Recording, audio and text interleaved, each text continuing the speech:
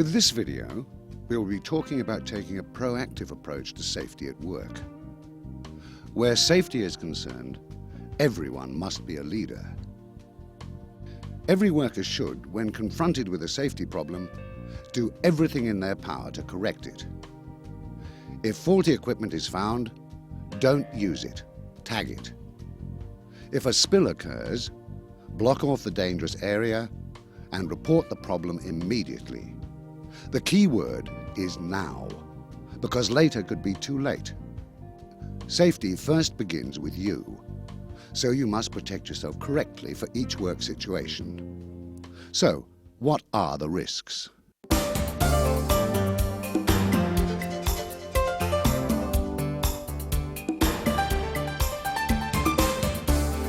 Risk assessment is the cornerstone of any company's safety program.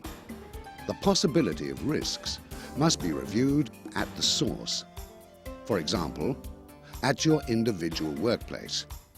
This is highlighted when new equipment, materials or work systems are being introduced. You should ensure that all those affected by the change are informed and trained. You need to take 5 steps in performing a risk assessment. 1. Look for hazards. You should look at your workplace with new eyes. Try to see everything that could cause harm. 2. Ascertain who is at risk and how. 3. Evaluate the risk. Are the existing control methods enough? Can the hazards be removed altogether? If not, what are the best methods of control so that risk is unlikely? 4. Make a list of what you find. It's always good to keep a record of what risks and solutions are found. This can be used as a reminder to keep an eye on particular hazards. 5. Review and revise. Review your risk assessment at regular intervals. Alternately, the risk assessment should be reviewed whenever new equipment procedures or substances are being introduced. You need to be able to identify potential risks and be able to implement ways of controlling them. Strain can be caused by poor layout of workstation, creating the need for overreaching, or through moving and handling of large, heavy or awkward objects and equipment. Both of these may be solved by better layout of the workstation, so that the most frequently used items are kept close to the worker and other items are not placed so that they can cause the worker to bend and twist unnecessarily. In the case of lifting, always try to find ways of saving your back. By using trolleys and other labor-saving devices, talking with your supervisor will help to bring attention to and hopefully solve these and any other problems that you may encounter in the workplace.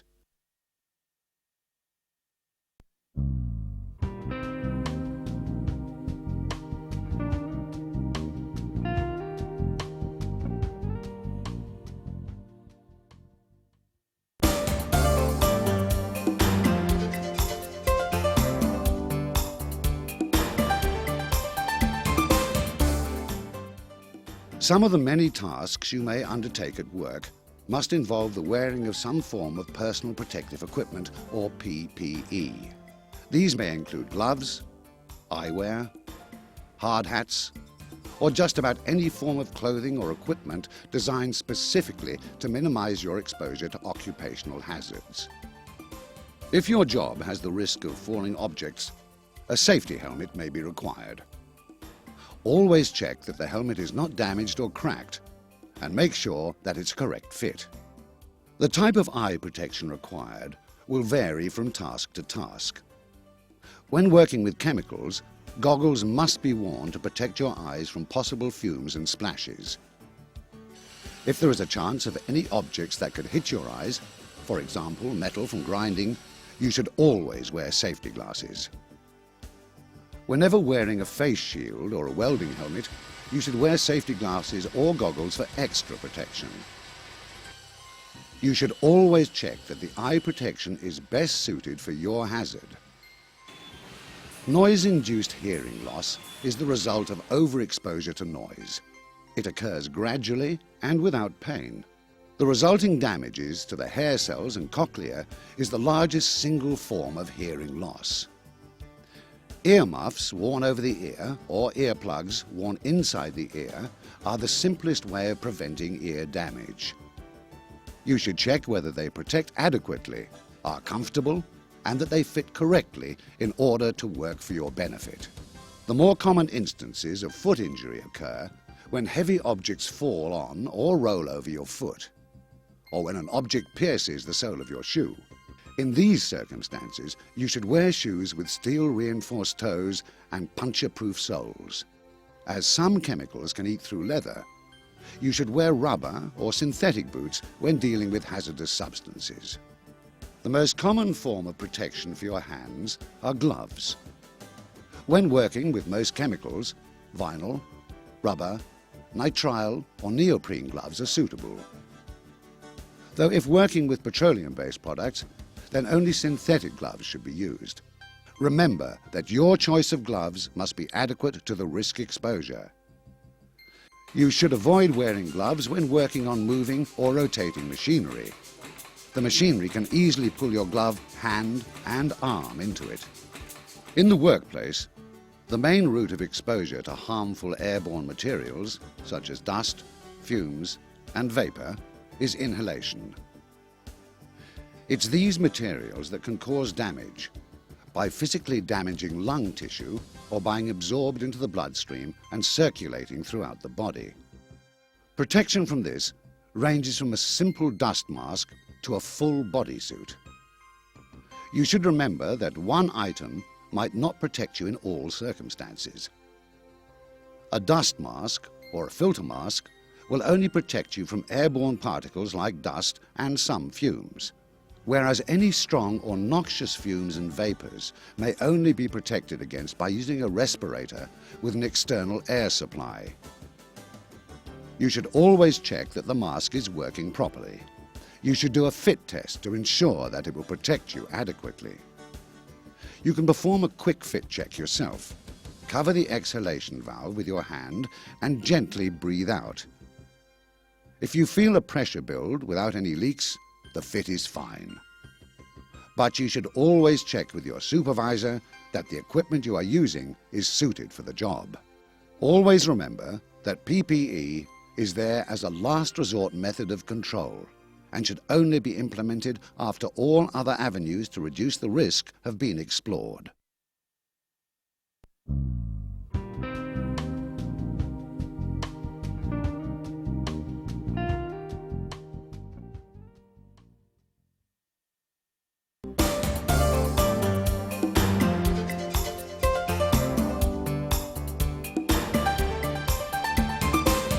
The correct safety now attitude is to always clean up rubbish, keep aisles clean and clear for pedestrians and forklifts.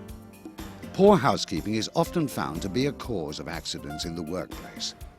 Loose cables, dangerous storage, spills or equipment left lying around. If you see any of these hazards, by simply removing, repairing or reporting the problems, you will be helping to prevent an accident. Good housekeeping is as simple as keeping workbenches, floors, aisles and access areas clear, storing tools, equipment and materials tidily and in their designated areas. Replace the lids and caps on any containers. Clean up any spills that are made. Dispose of rubbish and any broken glass immediately. You should never underestimate the hazards associated with poor housekeeping, and never simply assume that it's someone else's problem to clear things up. Good housekeeping is everyone's responsibility.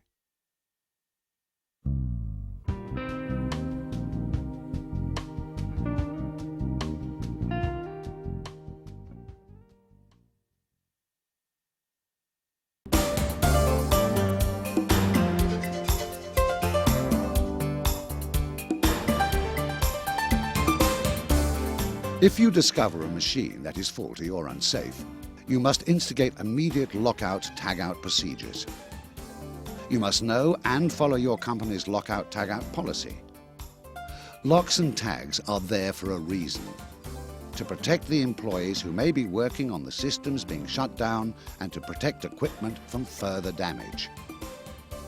You should take 6 steps for lockout-tagout. 1. Communicate with all those who need to know that the procedure is taking place. 2. Identify all the power sources that are linked to the equipment being shut down. These may include electrical, hydraulic and pneumatic, spring and gravity systems. 3. Neutralize all power at the source.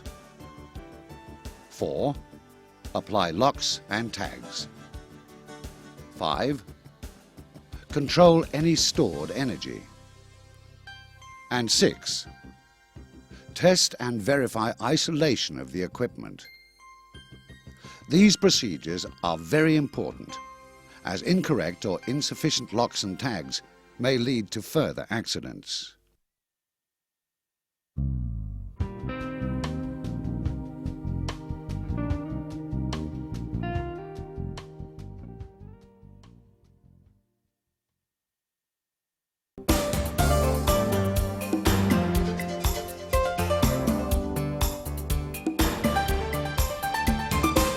Handling and working with hazardous materials is dangerous and requires extreme caution at all times. Always read the labels on the substance you're using. You should also read the relevant material safety data sheet. The MSDS will give all the information you'll need before handling or storing the particular substance you're dealing with. Familiarize yourself with hazardous material safety signs. Always be careful to never store incompatible materials near each other. All precautions should be taken before using any hazardous material. Any exposure may be dangerous. Make sure areas are well ventilated, that containers are intact and do not leak, and that your PPE is not damaged or faulty. The dangers of this are serious and extremely harmful. They include burns, dizziness leading to unconsciousness, poisoning, and more. Any incident involving a hazardous material requires immediate emergency response.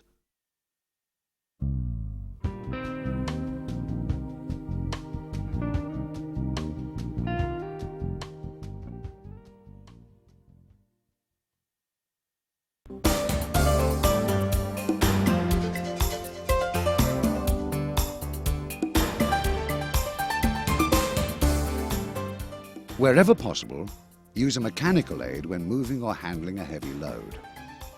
However, if you have to manually handle a heavy load, it's important that you apply the 3-stage risk identification process to each task. 1. Identify the tasks likely to involve a manual handling risk. 2. Assess the extent of the risk to see if a risk to the health and safety of a person exists. And 3. Control the risk by eliminating or reducing the manual handling risk. The correct way to lift is to stand close to the load with your feet apart so that you have a stable balance for lifting. Keep your back straight and bend with the knees. Get a firm grip on the load and lift it smoothly. Where possible, try to lighten the load. Make several trips if necessary. If the load is too heavy or awkward to lift by yourself, get someone to help you. Remember, save your back whenever possible. Use support or a labor-saving device. A moment of thought can save you a lifetime of pain.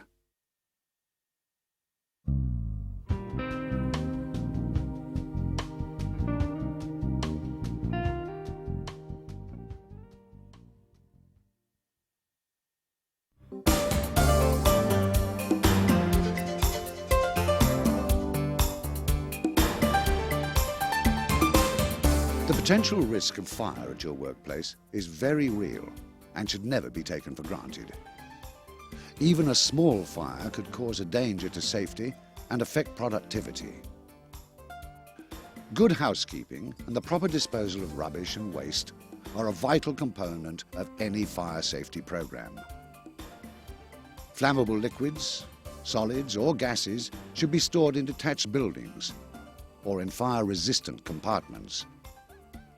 Any substance that has the potential to ignite or combust should be treated carefully and safely. In the event of a fire occurring, first attend to anyone who is in immediate danger, only if doing so does not put you at risk. Where possible, close off the affected area to prevent the fire from spreading. Raise the alarm and call the fire brigade. Know your company's established fire response procedures. Keep your head and don't panic. If it is safe, you can attempt to control the fire. Know where your fire extinguishers and hose reels are stored. Make sure you know when and how to use them. Class A fires involve ordinary combustible materials such as wood, paper, rubber, textiles, and many plastics. For this, water or water solution extinguishers are used. If these types of extinguishers are not available, then an oxygen-inhibiting extinguisher can be used. Class B fires involve flammable or combustible liquids. These types of fires are easily extinguished by excluding oxygen. Foam, carbon dioxide, and powder extinguishers are suitable. Class C fires involve flammable gases. Again, they should be extinguished by excluding oxygen or inhibiting the release of further gas by shutting off valves or sealing leaks. Powder extinguishers are most suitable for this class of fire.